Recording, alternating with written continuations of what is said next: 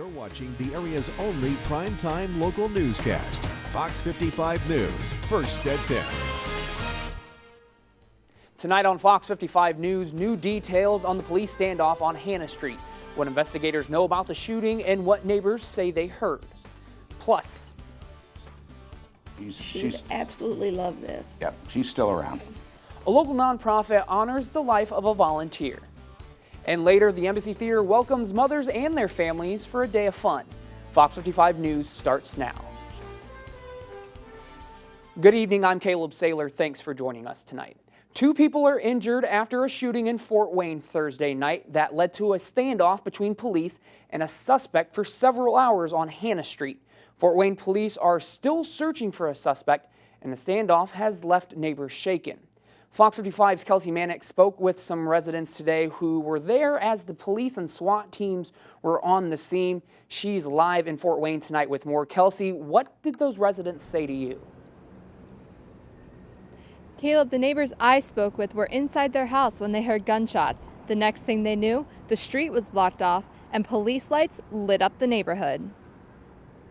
Jabari Casey and his brother Jay Sean McCracken were hanging out in their Hannah Street home Thursday when they heard them. I heard maybe 10 or 11 shots. The brothers acted fast. So I get down on the floor, I see my brother come out, I tell him to get down. Fort Wayne police say they first responded to a shooting at McKinney Avenue and South Monroe Street, but the investigation led them to the house near the brothers' home.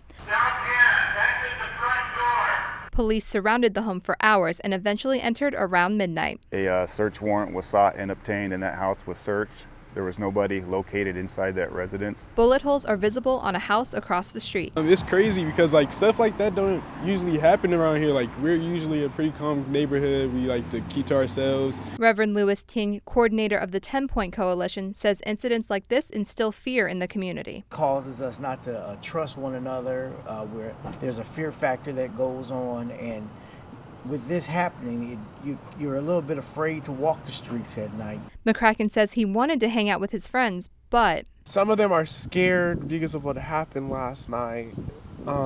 They really don't want to be around here as much anymore. King says because these incidents aren't concentrated in a specific area, it's up to everyone to help prevent them. We need to, as residents, to speak out against that, and community needs to come together. Police said 2 victims were hurt in the shooting and were transported to local hospitals with non-life-threatening injuries. Reporting live in Fort Wayne, I'm Kelsey Mannix, Fox 55 News. Fort Wayne City Councilman Tom Didier announces his campaign to run for Fort Wayne mayor in 2023. The theme of his campaign is Put Fort Wayne First. Didier is a Fort Wayne native, born and raised on the city's north side. He was elected to represent Fort Wayne's 3rd District on City Council in 2003. Didier says his will to help the community sets him apart from other candidates. Talk to any of my constituents in the 3rd District, they will tell you they're all my friends because I want to help. And it's really about that connection. Didier says he will focus on moving the community forward and meeting the needs of every neighborhood. Well, depending on where you were today, you either saw rain showers or maybe a little bit of sunshine or possibly both at the same time. But there are some improving conditions as we head into the first half of the weekend. Meteorologist Alita Donnelly joins us tonight and has the latest. Caleb, we're expecting to see those skies continuing to clear tonight, but with that, well, that's going to allow cooler air to move in and temperatures to fall as we do move through the overnight hours. So with that, we're going to see a frost advisory go into effect for most of our counties except for a handful in northwest Ohio. That'll start at 3 a.m. and last until 9 a.m. as we do move through the overnight hours. If you have any sensitive plants, try to take them inside as we do move through the night. But I am also tracking some of that rain that's going to move into the area as we make our way through the second half of the weekend. And Caleb, I'll have more on that timing in a few minutes. A Huntington woman spent over 20 years of her life volunteering with her former preschool. After her death last year, her family and friends wanted to ensure her legacy lives on in each classroom. Fox 55's Drew Fry explains how Greta's Reading Corners hope to demonstrate that disabilities don't define a person. Children's furniture, new bookshelves, and a plaque honoring Greta Schenkel now decorate every classroom at Pathfinder Services Kids Campus. Elizabeth Heyer says this is the perfect way to memorialize her friend who died in August at age 47. I remember Greta as a kid when I came here, and then also when I worked here, she volunteered in my classroom. So she's just a special person for us, and so for every single room to have an area dedicated to her is really exciting and special for us. Greta's parents, Sally and Kent, met with students today at their daughter's former preschool, where they say she was a professional volunteer. She volunteered here for 20-some years, and she loved it, and they loved having her, and you would go out into the community with her, and other children or adults would say, "Oh, hi, Greta." Pathfinder's president Danielle Tipp says Greta truly was an inspiration to all, especially the disabled community. Greta had Down syndrome. Greta didn't let her disability define her. She was still Greta, first and foremost, and she didn't let that hold her back. After Greta's death, Pathfinder saw a flood of donations from people who all felt inspired by Greta's life. She actually was, in some respect, a teacher. And I think with these little reading corners now here, she's continuing to teach. Even though she's not physically here, she is still teaching people. Sally also gave the school copies of the children's book she wrote about Greta's life. She would love this. She's absolutely love this. Yep, she's still around. In Huntington, I'm Drew Fry, Fox 55 News. Greta's parents say they're still hearing new stories of the ways Greta's has impacted the lives of others throughout the community.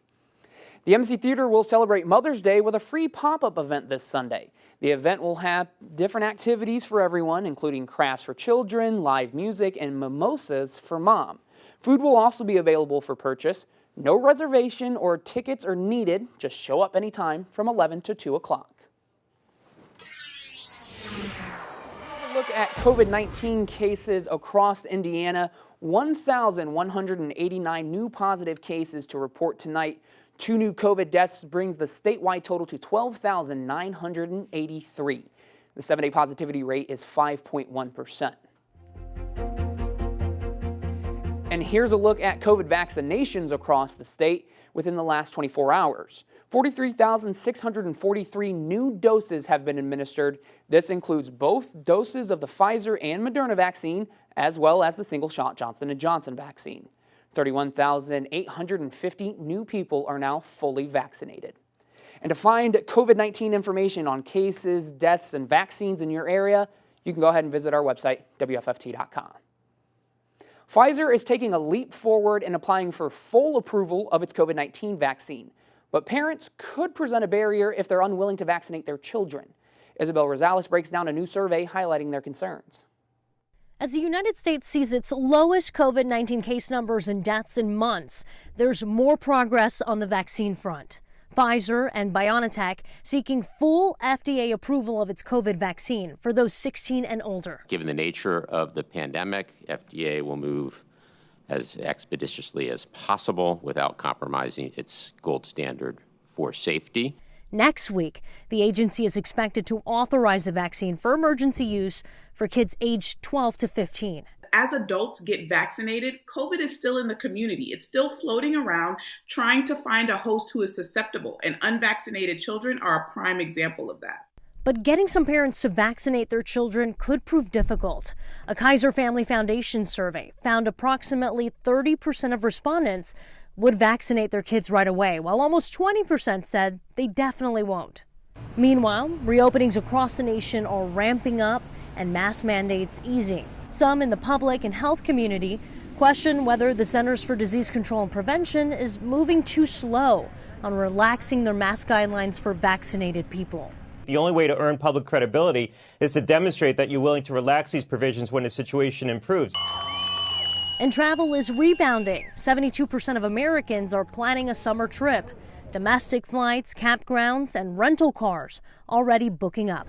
In Washington, Isabel Rosales reporting. Coming up, the 4 former officers involved in George Floyd's death will now face federal charges. Plus, April's job report shows economic recovery from the pandemic still has a way to go. And later in the locker room, Justin and Peter have tonight's high school sports highlights.